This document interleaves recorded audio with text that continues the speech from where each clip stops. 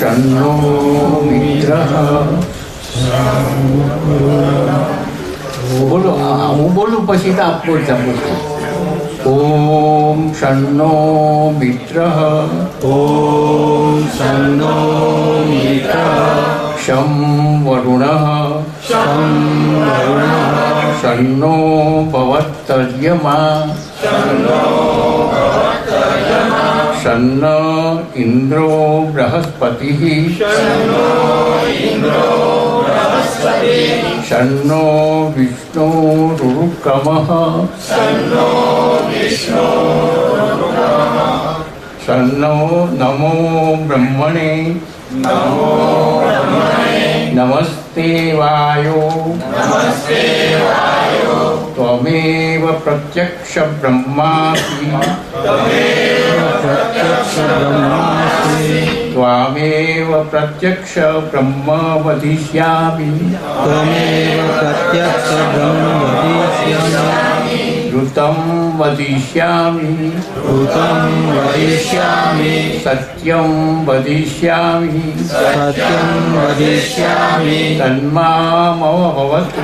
तन्मामवतु तद्वक्तारं मम भवतु अवतु माम् अवतु वक्तारम् असतो मा सतगमय तमसो मा ज्योतिर्गमय मृत्यो मा अमृतगमय ओम पूर्णमद पूर्णमिदं पूर्णात्म पूर्णमुदच्यते पूर्णस्य पूर्णमादाय पूर्णमेवावशिष्यते ओम शांति ओम शांति ओम शांति ओम शांति ओम शांति ओम शांति ओम हरि हर।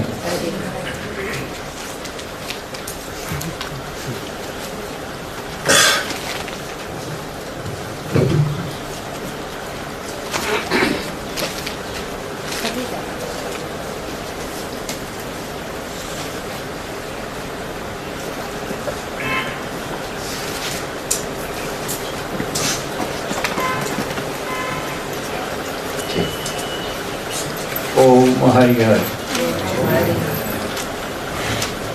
આપણે અષ્ટાવક્ર ગીતાનું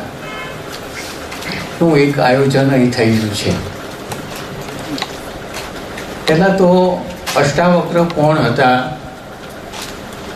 ક્યારે થયા, એમને અને આ બધાની એને વિશે થોડી જાણકારી આપણે પહેલાં એ ગીતાની શરૂઆત થાય ત્યાર પહેલાં થોડી જાણકારી લઈ લઈએ। ગીતા ભગવદ્ ગીતા પણ કહેવાય છે, ગુરુ ગીતા કહેવાય છે, એવી ઘણી ગીતાઓ હોય છે। એમાં અષ્ટાવક્ર ગીતા આ એક છે। પૃથ્વી ઉપરના જે માનવીઓ છે એની અંદર અનેક સંપ્રદાયો, અનેક ધર્મો છે અને દરેક ધર્મના જે મહાપુરુષો, જે મૂળ પુરુષો થઈ ગયા એ સાચા હોઈ શકે, પરંતુ ત્યાર પછી ધીમે ધીમે એમાં કંઈક ફેરસેર થવાના કારણે જુદા જુદા વાળાઓ ઊભા થયા હોય। પણ ભગવદ્ ગીતા, અષ્ટાવક્ર ગીતા અને એક પાતંજલિ યોગ દર્શન, આ ત્રણ શાસ્ત્રો છે। ત્રણ શાસ્ત્રોમાં કોઈ સંપ્રદાય, કોઈ વાળો કે કોઈ ધર્મ કે કોઈ દેવ કે દેવીની સાથે કોઈ સંબંધ નથી. માત્ર મનુષ્યને મુક્તિ કેમ કરવી એનું જ માત્ર વિજ્ઞાન છે. આની અંદર કોઈ સંપ્રદાયની સાથે સંબંધ નથી, કોઈ ધર્મની સાથે સંબંધ નથી. મનુષ્ય પૃથ્વી ઉપરનો કોઈ પણ હોય એને માટે આ લાગુ પડે છે. એ આ 3 શાસ્ત્રો છે. એક પતંજલિ યોગ દર્શન, આખું આપણે વાંચી લઈએ, આખો અભ્યાસ કરીએ, તેમાં કોઈ ધર્મ સંપ્રદાયની સાથે લાગતું વળગતું નથી. ભગવદ્ ગીતા વાંચીએ અથવા તો એનો અભ્યાસ કરીએ, તેમાં કોઈ દેવ દેવી કે કોઈ સંપ્રદાય સાથે નથી. એવી જ રીતે અષ્ટાવક્ર ગીતાજી છે, એ પણ આ ધર્મ સંપ્રદાય કે વાળાની સાથે સંબંધ નથી.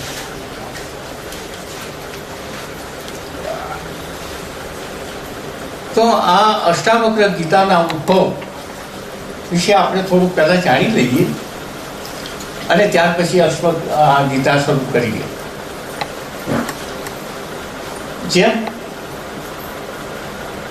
જેવી રીતે ભગવદ્ ગીતા જે છે એમાં કૃષ્ણ અને અર્જુનનો સંવાદ છે, એવી જ રીતે અહીં અષ્ટાવક્ર અને જનક રાજાનો સંવાદ છે. પણ આમાં ફેર એટલો છે કે અષ્ટાવક્રજી 12 વર્ષના છે અને જનક રાજાની ઉંમરની સાથે કોઈ કહી શકે નહીં એવા વાદ વિવાદો છે. ઘણા એમ કહે છે કે જનક રાજાની ઉંમર 2-3-5 હજારની હતી. કોઈ એમ કહે છે કે જનક રાજા જે ગાદી ઉપર હોય અને એનો સંતાન ગાદી ઉપર આવે એ જનક જ કહેવાતા હતા. તે એમ પણ હોઈ શકે, આમ પણ હોઈ શકે, પણ આપણે એની સાથે કાંઈ બહુ સંબંધ નથી. આપણે તો જનક રાજા જે હતા, મિથિલાપુરના રાજા જે હતા, ગાદીપતિ હતા, અને અષ્ટાવક્ર હતા, આ બેના સંવાદ વચ્ચેનું જે છે એનું આ શાસ્ત્ર છે અને એ શાસ્ત્રનું આપણે આજે વિજ્ઞાન શરૂ કરીએ છીએ. અષ્ટાવક્ર રામ મહાભારત પહેલા, રામાયણ પહેલા એક ઉદ્દાલક નામના એક ઋષિ હતા. પ્રખર વિદ્વાન હતા અને બ્રહ્મનિષ્ઠ હતા. એને એક શિષ્ય હતો. એ શિષ્યનું નામ પોહર ઋષિ કહેવાતા હતા. એને સાથે ભણી ગણીને એની પાસેથી વિદ્યાનો અભ્યાસ કરેલો અને બ્રહ્મનિષ્ઠ થયેલા. ઉદ્દાલક ઋષિને એક પુત્રી હતી, એનું નામ સુજાતા. સુજાતા અને કોહળ એનો શિષ્ય ઉદ્દાલકનો અને સુજાતા એની દીકરી બંને સાથે ભણતા. બંને વિદ્વાન હતા અને બધી જ્ઞાની હતા, બ્રહ્મનિષ્ઠ હતા. એટલે ઉદ્દાલક ઋષિએ વિચાર કર્યો કે મારો શિષ્ય આટલી બધી સેવા કરે છે, બરાબર છે બધી રીતે, તો મારી પુત્રી પણ એને લગ્ન કરાવી દઉં. એમને એને સાથે લગ્ન કર્યા, પણ આશ્રમમાં જ બંને રહેતા હતા. સમય જતા સુજાતાને ગર્ભધાન થયું. ઘણો સમય થયો એટલે પ્રસવ થાય નહીં એટલે એને પીડા થતી સુજાતાને.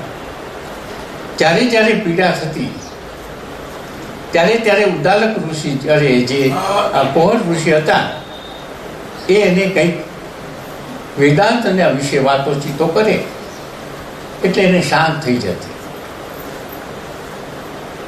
આવું ચાલતું હતું. ઘણો સમય આ રીતે ચાલતા એક સમય વેદાંતની વાત કરતા કંઈક વ્યાકરણ દોષ થયો કોહળ ઋષિથી વ્યાકરણનો દોષ થયો. વ્યાકરણનો દોષ થયો ત્યારે સુજાતા તો સૂઈ ગઈ હતી, ઊંઘ આવી ગઈ હતી. પણ અંદરથી ઉદરમાંથી જે બાળક હતું એ બાળક બોલ્યું કે પિતાજી, આપ અતિ શ્રમ થયો છે, આપણે રાત્રિનો ઉજાગરો છે અને અતિ શ્રમને કારણે આપ આ જગ્યાએ ભૂલ કરી છે અને આ ભૂલ આપની છે. ઉદરમાંથી અવાજ આવ્યો. ઓર ઋષિએ ને થયું કે આ સુજાતો સૂઈ ગઈ છે અને અંદરથી આ અવાજ છે. એટલે એને કીધું કે તું જે હો તે, પણ તારી માને તું અત્યારે દુઃખ દેશ, તું બહાર આવો. અને હજી અંદર છો ત્યાં તે આટલો બધો મારું અપમાન કર્યું છે. અને એને લઈને ક્રોધિત થઈ ગયા કોહર ઋષિ. અને ક્રોધમાં એનાથી શ્રાપ કહેવાઈ ગયો કે તું અષ્ટાવક્ર થઈ ગયા. અષ્ટાવક્ર એટલે શરીરથી 8 અંગ વાંકા અને એકદમ કદરું. પણ હજી જન્મ તો થયો નથી અને શ્રાપ દેવાઈ ગયો. એમના માટે ખુરશી આવી. માતાજી આ બાજુ ખાવે તો આ બાજુ.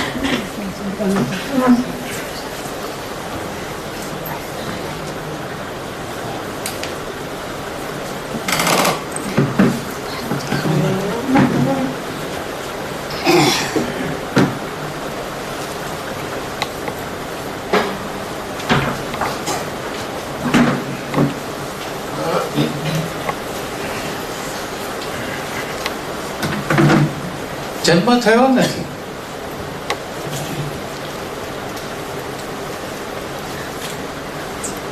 ઘરમાં ચીજ વસ્તુનો અભાવ, સાધન સામગ્રીનો અભાવ. પ્રસૂતિ થાય તો કંઈક સામગ્રીઓ જોઈએ, એની જરૂરિયાત. એટલે સુજાતાએ કીધું કે સમય નજીક છે તો આપણા ઘરમાં કંઈ છે નહીં. તો કોઈ રાજા પાસે દક્ષિણા લઈ આવો તો આપણે ઘરનું કંઈક સગવડતાઓ ઊભી થાય, કારણ કે પ્રસ્તુતિ થાય તો બધું જરૂરી પડે. એટલે ઉદ્દાલક ઋષિ, કોહર ઋષિ વિચાર કર્યો કે જનક રાજા છે અને ખૂબ જ દાન દક્ષિણા આપે છે, તો તેની પાસે જાઓ.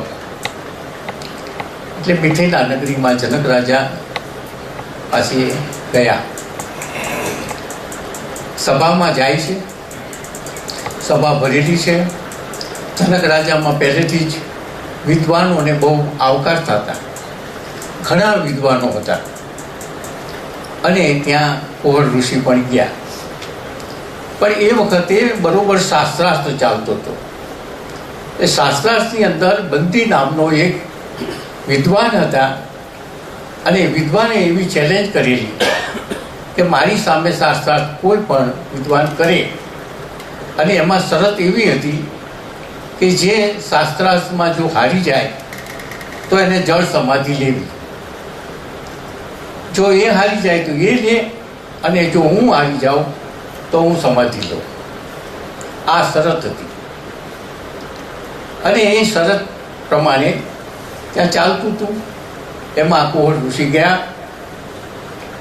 એટલે આમને તો જરૂરિયાત હતી, એટલે કે એક તો કદાચ હું જીતીશ અને જનક રાજા પાસેથી મને દક્ષિણા મળશે તો ઘરે કામ લાગશે. એટલે એમણે ચેલેન્જ જીતી લીધી. એમ કીધું કે હું શાસ્ત્રાર્થ કરવા તૈયાર છું. કોહર ઋષિ ઘણા દિવસ સુધી બંને વચ્ચે શાસ્ત્રાર્થ ચાલ્યો.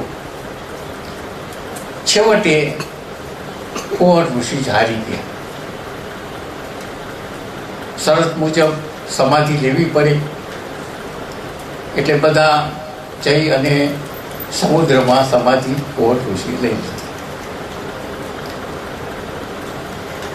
હવે અહીં બન્યું એવું,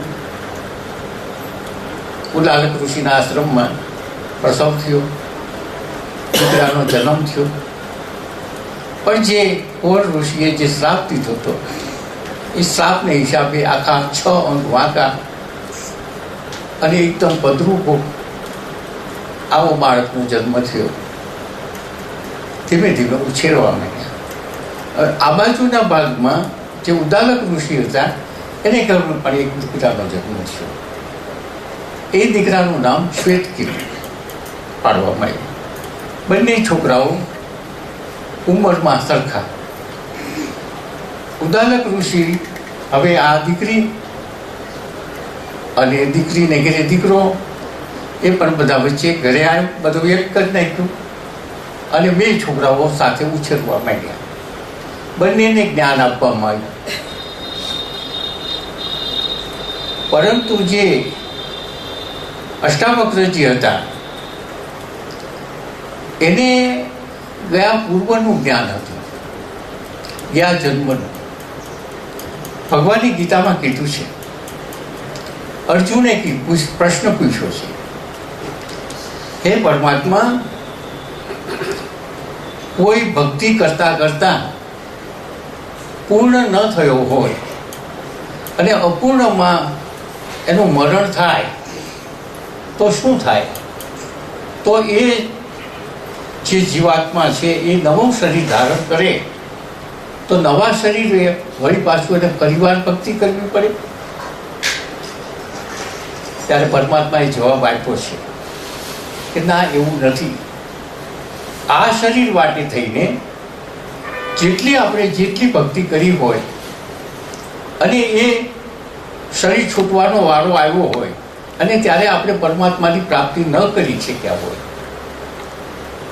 તો એની જે છેલ્લી ઈચ્છાઓ જે છે એ મરણ સમયે જો એની ઈચ્છા હોય કે પરમાત્મા મેં આખી જિંદગી આ કર્યું તો હું ઈશ્વર પ્રાપ્તિ કરી શક્યો નહીં, સંસાર પણ ભોગવી ન શક્યો, હવે શું થશે મારું? ત્યારે ભગવાનની ગીતામાં કીધું છે કે કાં તો એને હું ગરીબ વિદ્વાન બ્રાહ્મણને કરી જન્મ આપીશ અથવા તો હું એને શ્રીમંતને કરી જન્મ આપીશ. હવે સવાલ ઊભો એ થયો કે શ્રીમંતને ઘરે કોને અને ગરીબ વિદ્વાનને વિદ્વાનને ઘરે કોને? તો એનો વિદ્વાનોએ જવાબ આપ્યો છે કે એવો જે ભક્ત હોય અને એવો ભક્ત મરણ પથારીએ છેલ્લા એના શ્વાસ હોય ત્યારે એને એમ તો થાય કે મેં આટલી બધી ભક્તિ કરી અને હું જાઉં છું, મેં પરમાત્માની પ્રાપ્તિ ન કરી અને મેં સંસારી ન ભૂલ્યું. આવા વિચારો સાથે જે શરીર છોડે તે. બીજો એક એવો છે કે પરમાત્મા, હું મારું આ શરીર છોડું છું પણ મેં ઈશ્વર પ્રાપ્તિ ન કરી, હવે મારું શું થશે? હવે 2ની જુદી જુદી વ્યક્તિની જુદી જુદી મરણ વખતની ઈચ્છાઓ હતી. એકે એવું કીધું કે મેં સંસાર પણ ન ભોગવ્યો અને ઈશ્વર પ્રાપ્તિ પણ નથી. બીજાએ એવું કીધું મરણ વખતે કે મેં ઈશ્વર પ્રાપ્તિ પણ ન કરી છે, તો હવે મારું શું થશે? તો એની જે છેલ્લી વાસનાઓ છે, છેલ્લી ઈચ્છાઓ છે, એ ઈચ્છાઓ પ્રમાણે હું એને જન્મ આપું છું. એમ પરમાત્માએ કીધું કે જેણે સંસાર ન ભોગવો અને ઈશ્વર પ્રાપ્તિ ન કરી એને હું શ્રીમંતને ઘરે જન્મ આપું છું. એટલે શ્રીમંતને ઘરે જન્મ આપવો અને ગ્રહ સંસાર ભોગવવો અને ભોગવીને તરત પછી પાછું સંન્યાસ લે. અને જેણે એમ કીધું કે મેં ઈશ્વર પ્રાપ્તિ જ ન કરી શક્યું તો ગરીબ વિદ્વાન બ્રાહ્મણને ઘરે જન્મ આપો. તો ગરીબ વિદ્વાન બ્રાહ્મણને ઘરે જન્મ આપવું તો કારણ કે એની વાસનાઓ સંસાર ભોગવવાની નહોતી. એના મરણ સમયે માત્ર એટલી જ ઈચ્છા હતી કે મેં ઈશ્વર પ્રાપ્તિ ન કરી. તો એવી ઈચ્છાવાળા જે મરણ થાય છે તો એને ગરીબ વિદ્વાન બ્રાહ્મણને કહીએ. કારણ કે એક તો ગરીબ હોય એટલે સંસારના પદાર્થોમાં મોહ ન જાગે. બીજે વિદ્વાન બ્રાહ્મણનો વારસો મળે તે તરત. અને જે એમ થયું કે મેં સંસારી ન ભોગવ્યો તો એને સંસાર આપે. હવે એવા દાખલાઓ આપણા છે કે જે સંત જ્ઞાનેશ્વર તો એ ગરીબ હતા, વિદ્વાન હતા, બ્રાહ્મણ હતા, અને એને ઘરે સંત જ્ઞાનેશ્વરનો જન્મ થયો. અને પૂર્વનું જે જ્ઞાન હતું એ 7 વર્ષની ઉંમરમાં જ એમને વેદાંતનું જ્ઞાન થયું. અને એ એટલે કે જૂનું જ્ઞાન તાજું થયું, કારણ કે શરીર બદલાણું. જે જ્ઞાની હતો તો તેનો તે જ હતો. અને જે આપણા ભગવાન બુદ્ધ એને શ્રીમદને ઘરે એટલે એક રાજાને ઘરે જન્મ લીધો.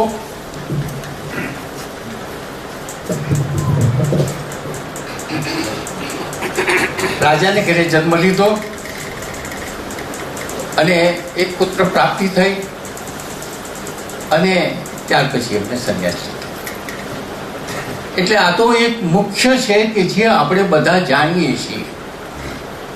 પણ એવા ઘણા એવા દ્રષ્ટાંતો આપણા દેશમાં મળે કે આવી રીતે જન્મ થયા હોય અને આખરે પૂર્ણ થયા હોય. એવી જ રીતે આ જે અષ્ટાવક્રજી હતા એને ગયા જન્મમાં પૂર્ણ રીતે થવાની આરી હોય અને કોઈ યોગ ભ્રષ્ટ થાય અને એનું શરીર છૂટી જાય તો એમણે આ કોઠા વિદ્યા એટલે કે એમને આ માતાના ગર્ભોથી જ એને શરૂઆત એને જ્ઞાન થઈ ગયું. એટલે બહાર આવ્યા પછી તો એને ખાલી માત્ર તાજું કરવાનું છે.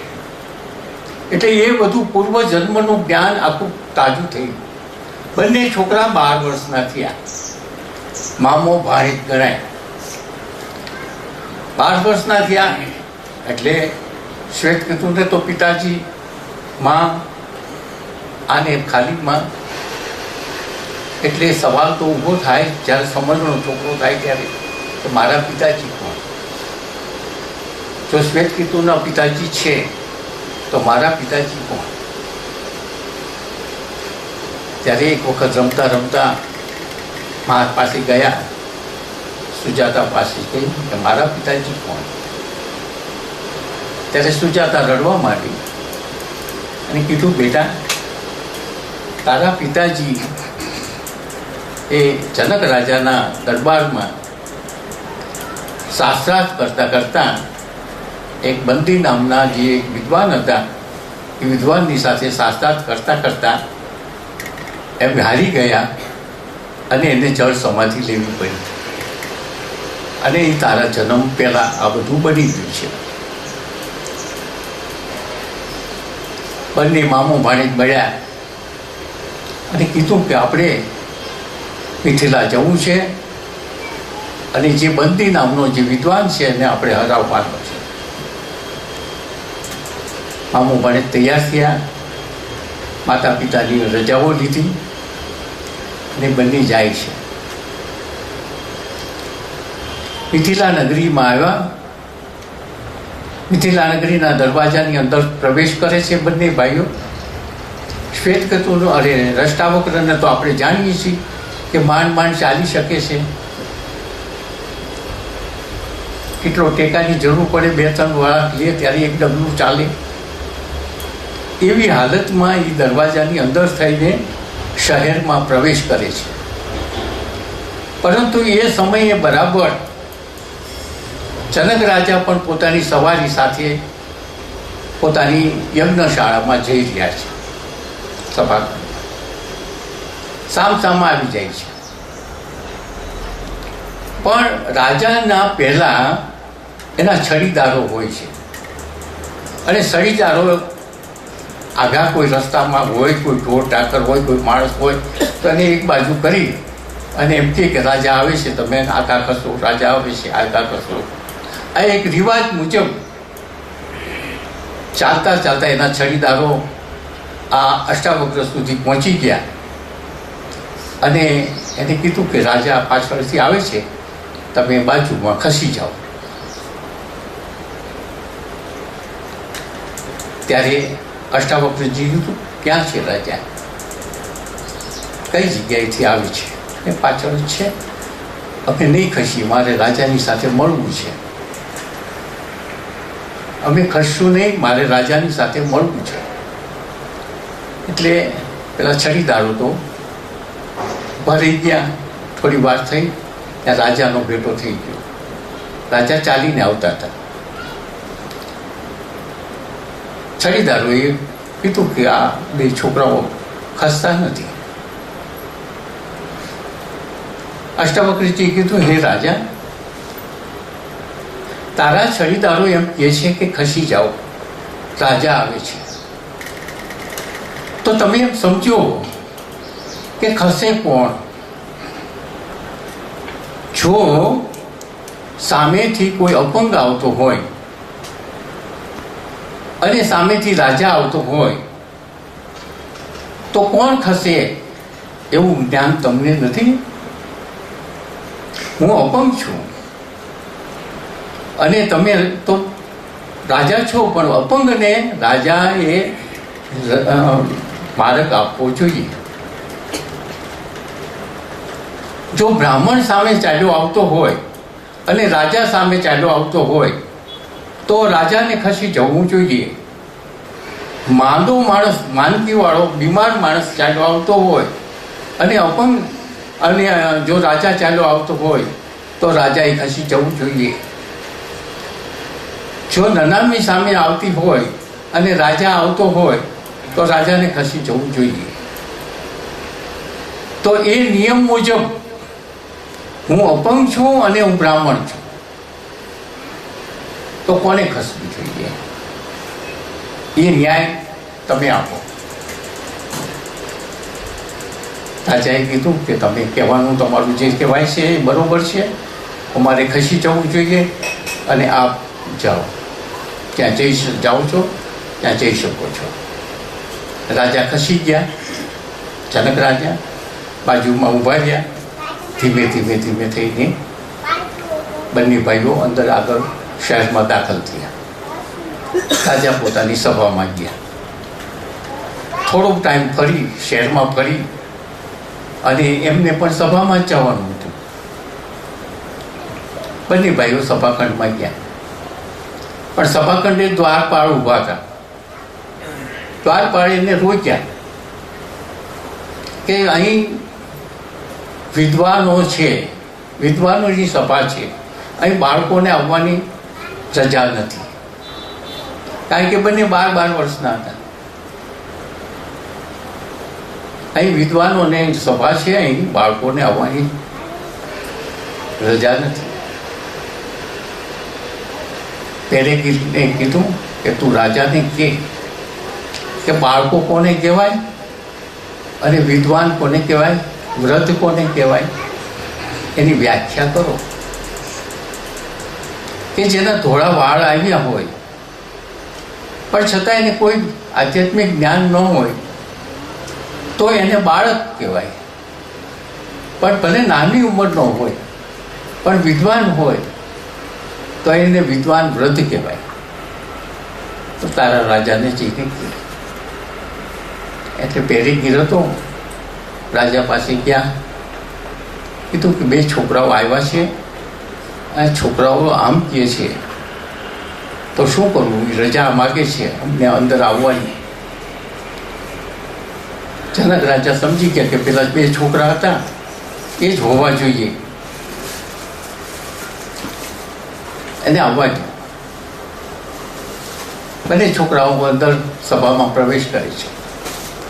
એને આસન બતાવવામાં આવે છે કે આસન છે. બંને જાય છે. આપણે તો જાણીએ છીએ કે બંનેમાંથી જે અષ્ટાવક્રજી હતા, અપંગ હતા, ધીમે ધીમે ચાલે છે, બેટોળ છે. એટલે એ રીતે એના આસનમાં બેસવા જાય છે. બધા વિદ્વાનો બેઠા છે સૌના આસન ઉપર. પણ આ છોકરાઓને પ્રવેશ જોઈ અને એવા બેડોળ અને આવા તે જોઈને બધા હસવા માંડ્યા કે આવા છોકરાઓ આને શું આ જનક રાજ્ય સજા આપી છે અંદર વિદ્વાનની સભામાં આવવાનું, એટલે બધા હસવા માંડ્યા.